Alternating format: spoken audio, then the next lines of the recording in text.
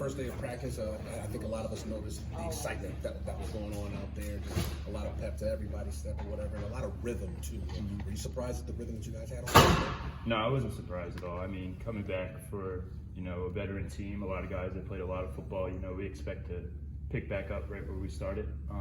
Last year we didn't really get a full closure on our season, so a lot of guys were anticipating this practice. You look around, you still have some experienced guys as your playmakers. Obviously, the running backs you still have to work with a little bit, but when you look at the wide receiver unit, how good is this unit that's still around you? It's incredible. It's really exciting, to see guys like Devin Carter, Dayer, Porter being able to move them around, and then guys like Keon Lassane, Daryl coming in, just every single day, the experience that they have in this room is reflected on all the young guys, and each and every day they're all getting better and better. Obviously, this is your first chance to really see him out there on the field, but what has your impression been of Daryl Jones so far? Yeah, he's an awesome teammate. Ever since he got here, he's been eager to learn. He's been asking a lot of questions, and he understands. He's played at the Power 5 level. He understands that it's a process, and he's asking Devin Carter questions every day, asking Dayer, asking me. So I'm excited for him to continue to get better. How much did the idea of unfinished business kind of fuel everybody that came back to be back on this roster? Yeah, it was exciting. We knew that with the talent that we have on our roster and with the amount of people that were able to come back, we could do something very special. And obviously today was just a start. We just have to keep building day by day. Is it weird having everybody in on that idea though, as far as media, fans, or people nationally are talking about you? No, I don't think it's weird. I think it's expected. When you have a veteran roster, when you have a bunch of guys coming back, the expectations rise. It's just about exceeding those expectations. Last year, Coach Dorn said with Coach Beck, you were able to finish the sentences because you had an offseason together. At this point now, you're able to read his mind? You guys are that close now because you've been around each other so long? Yeah, we meet every single day. The quarterbacks meet the most out of every position group, so we're just constantly asking Coach Beck a ton of questions. He's constantly feeding us, being able to expand our knowledge just in general football. And, as me, Ben, Zoe get more and more comfortable with the system, he's able to, let us loose a little bit more. So that's been really good. You looked loose last year, so what does loose in 2022 look like? Just being able to expand more on the offense, just being able to develop the system more, being able to make better checks, being able to see different pressures, getting us out of bad plays. Football, you're constantly learning.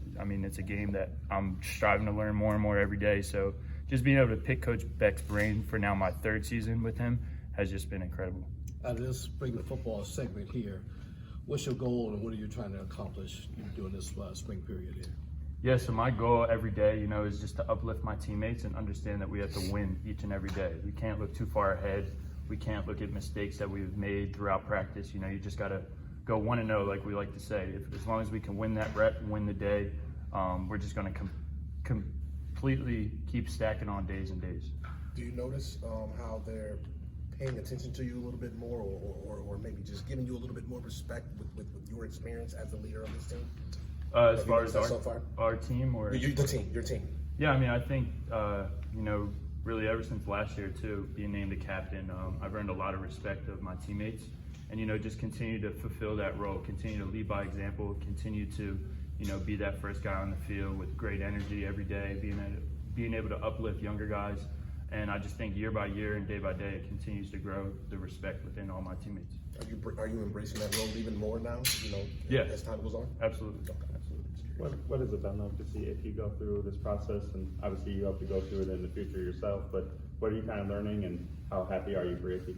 Yeah, I'm extremely happy. Being a teammate with Icky, we all knew what type of player he was. We all knew what type of person he was. So for him to get this national attention isn't really a surprise to me. Number 1 overall, though. Did you guys see that coming? I did. He's an incredible talent. The things that he does on that field, you can't teach. On top of a football player, just the type of person that he is, the type of energy that he brings, the type of, just positive type of guy.